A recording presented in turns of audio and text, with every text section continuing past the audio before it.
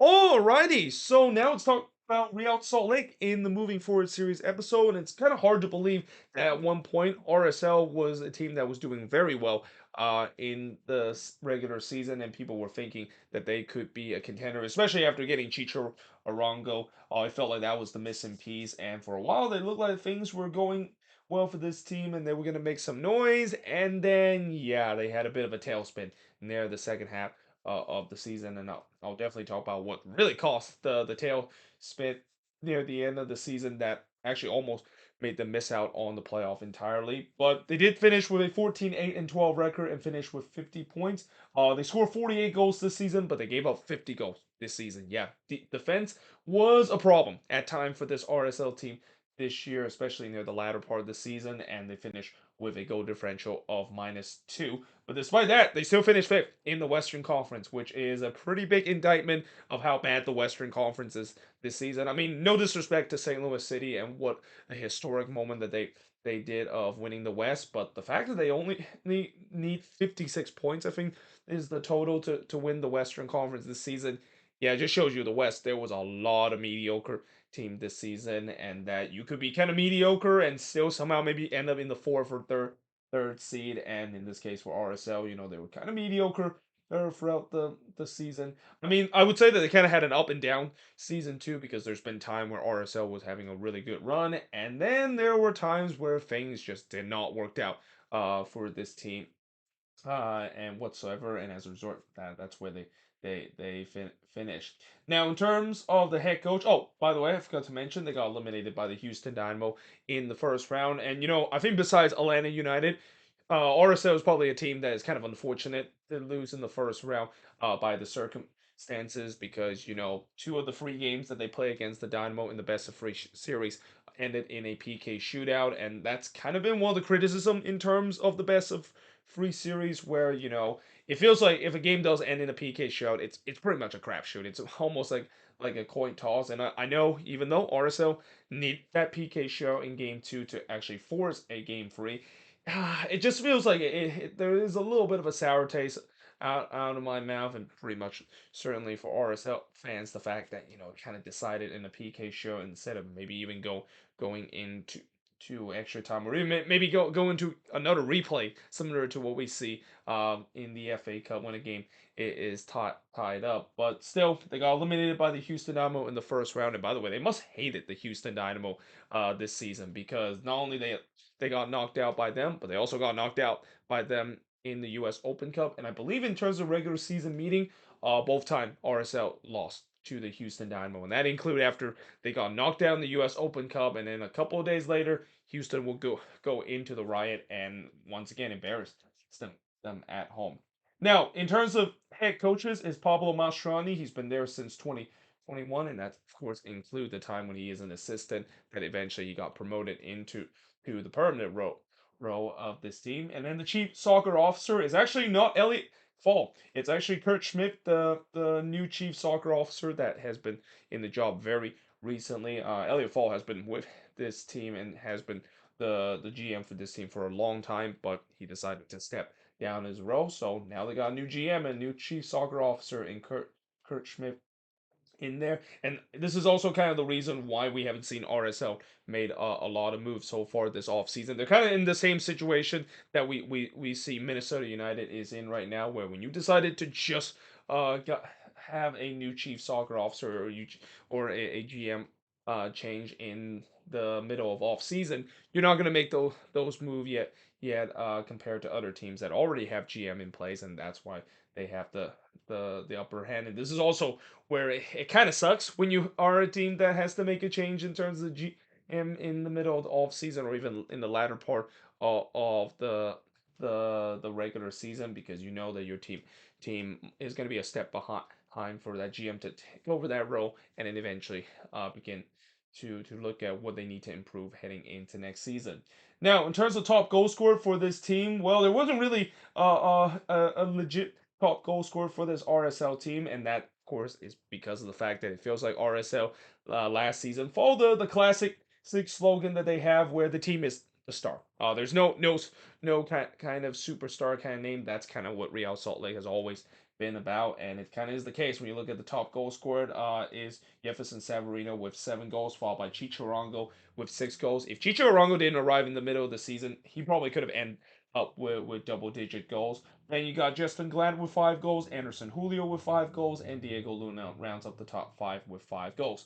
Top assist leader, it's pretty much the same thing. There's no legitimate player on this team that are the top leader. You got Andres Gomez with 6 assists, Pablo Ruiz with 6 assists, Jefferson Savarino with 6 assists, Andrew Brody with 4 assists, and even Michael Chip in with 4 assists for this RSL team. Now, when you look at the last 5 seasons, it's been kind of consistent in terms of where RSL has been in the last 5 seasons. A team that are able to make it to the playoffs, but just barely able to do so. This season, they finished fifth with a 14-8-12 record with 50 points. Last season, they finished seventh with a 12-11-11 record and finished with 47 points. They finished the same place in 2021 too, but they did win more games, 14, 6, and 14, and got 1 extra point.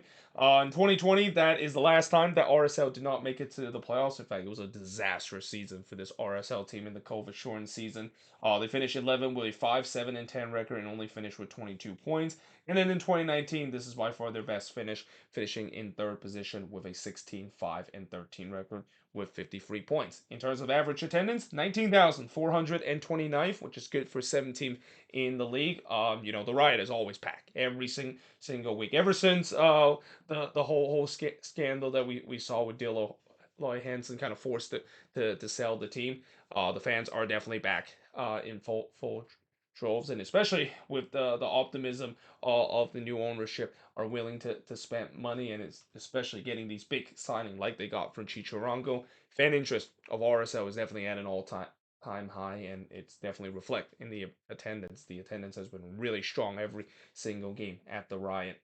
Now, in terms of MVP of this team, again, when you have a team that has the moniker, the team is the star, there really isn't kind of an MVP you could say on this team. But I'm going to go with Pablo Ruiz, mainly because, when he went down with that season ending injury, this team basically collapsed. Like it's hard to believe. Like usually we don't usually see a guy that goes down with season-ending injury unless if it's your most important player that go down with an injury and everything collapsed. But that's what happened with RSL in this one. I mean, not only the fact that Paulo Ruiz was a guy that can be a creative player and also score those amazing long range goal and chip the goalkeeper. I mean, did he score a goal from halfway line last season against East United? That was quite amazing to see how he did it. But yeah, he was a guy that was definitely holding the glue to this team, especially in the midfield. So when he went down with a season-ending injury, the team just simply collapsed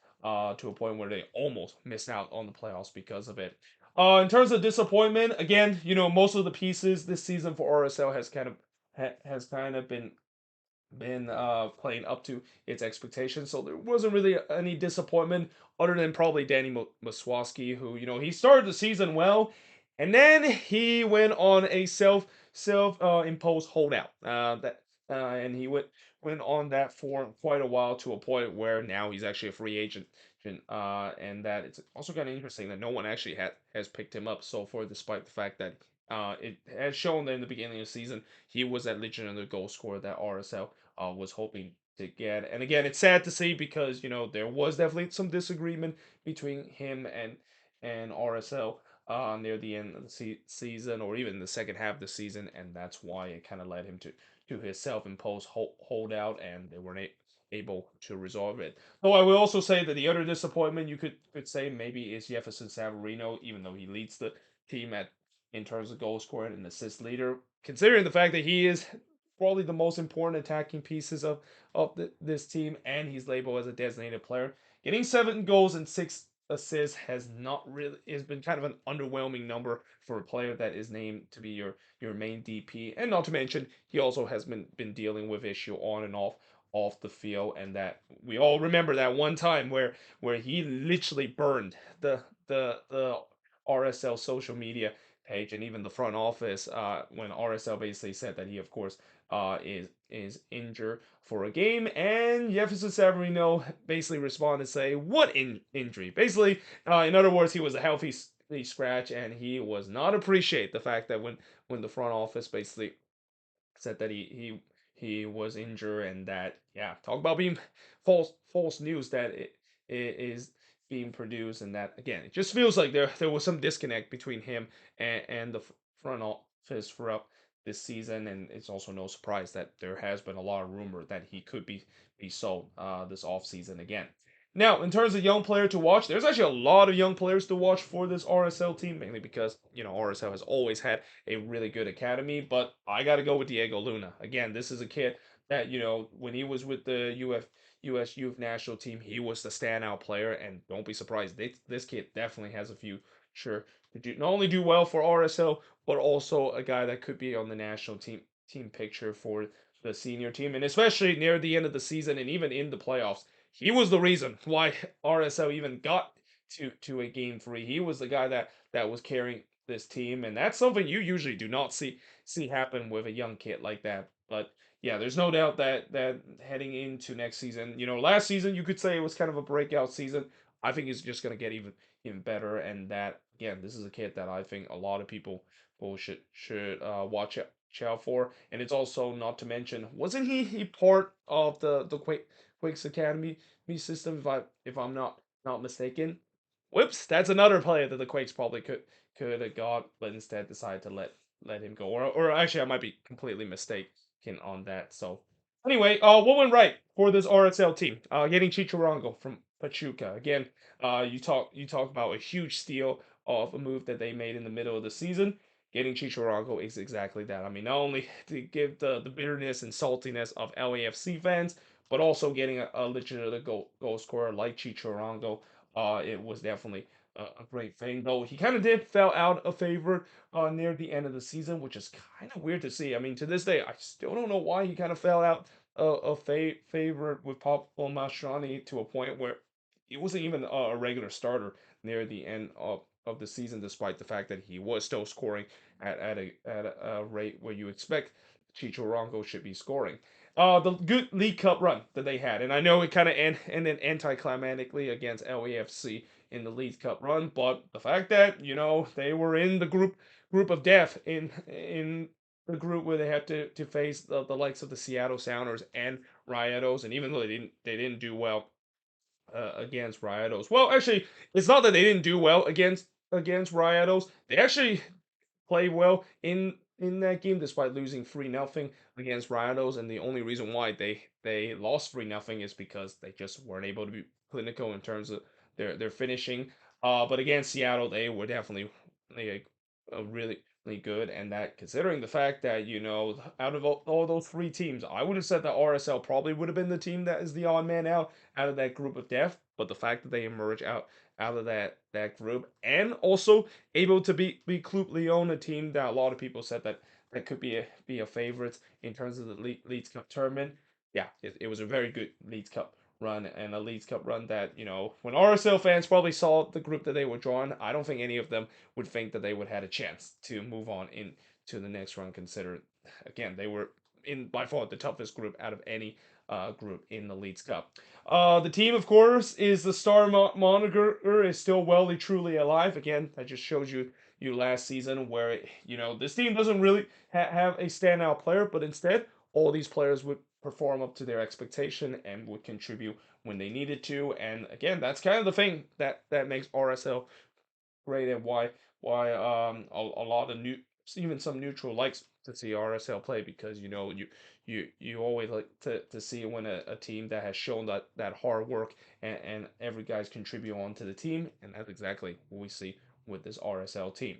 Now, what went wrong for this Real Salt Lake team? Well, yeah, the second half that almost made them miss out on the playoffs. It all started when Pablo Ruiz went down with season-ending injury, and then they went 1-6-0 after that. I mean, that was a miserable run that they had, to a point where, before that, they were considered to be maybe a contender in the Western Conference, especially adding Chichorango. But the fact that they went on a nosedive like that, yeah, it was it almost cost them in terms of making the playoffs. I mean, eventually they did pick it up to a point where they were able to make it to the playoffs, but by then, when you go for that bad of a run heading into the playoffs, yeah, you're not gonna get a lot of people considering that you're be convincing people that you're going to be a team that could make noise in the playoffs.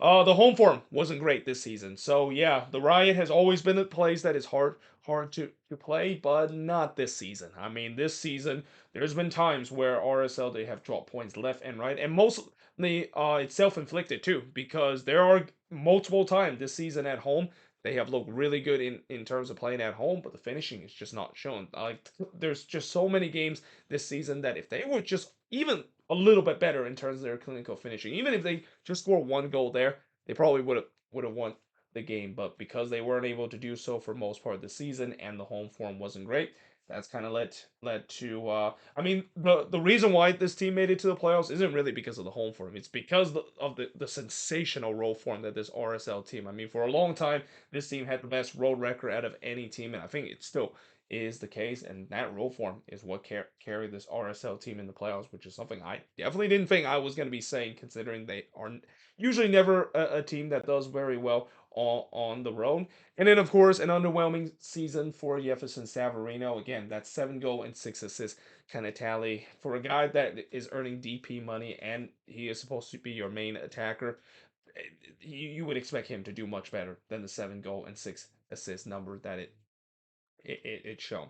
So moving forward, how is this RSL team going to look? Well, first of all, it's kind of the end of the year for this RSL team in terms of the old core because they are finally saying goodbye to their club legend Demir Krylak, who is now going to be joining Vancouver for this upcoming season, and they're also potentially moving on from Savarino. There's been multiple reports saying that it seems like Savarino is going to be going to Brazil, and that this would once again end the second stint for Jefferson Savarino during his time with RSL. And again, it's kind of sad that they eventually had to say to a couple of their club legend, but it's kind of feels like it was about time that have happened, mainly because for Demir Krylak, he eventually did came back from his injury issue, but he really has not been the same and has been a guy that is clearly staring it into fodder time to a point where I won't be surprised these next couple of seasons he might be thinking about hanging up his boots. And then Jefferson Savarino, we talked about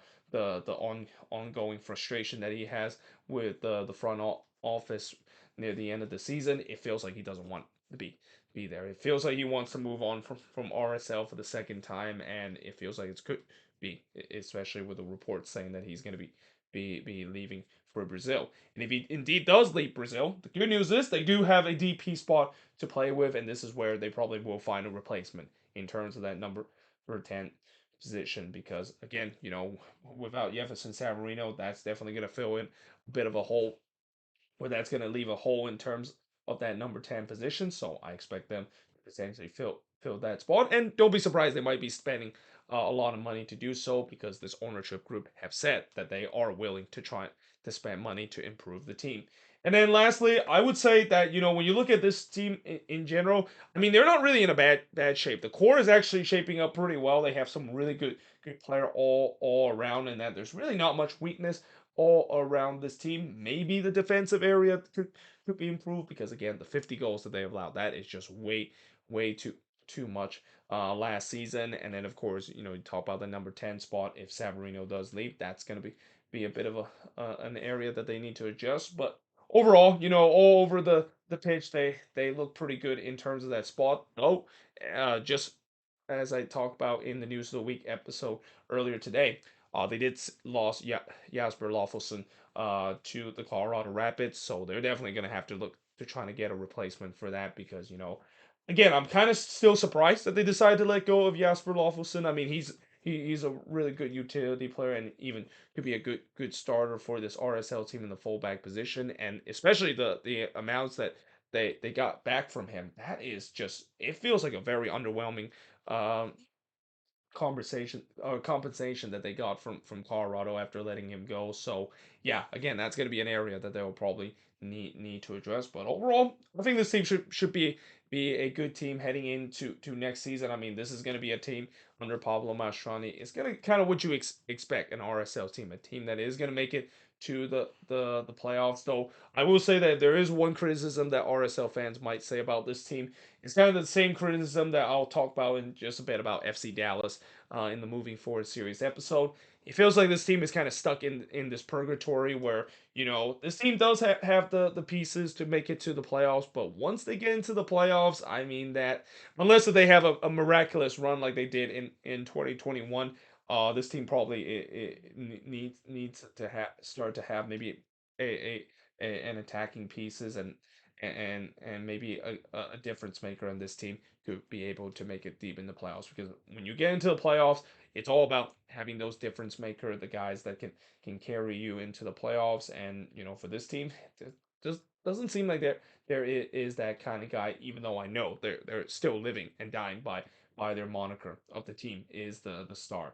But there you have it. That is pretty much it in terms of looking at RSL in the Moving Forward series episode. As always, let me know in the comments below what do you think of this video, and if you're an RSL fan, what do you think went right, went wrong, and most importantly, moving forward, how is this team going to look heading into next season? But till then, hope you guys enjoyed this video. If you do, make sure you guys leave a like, smash the subscribe button, and yeah, I of course will see you guys next time.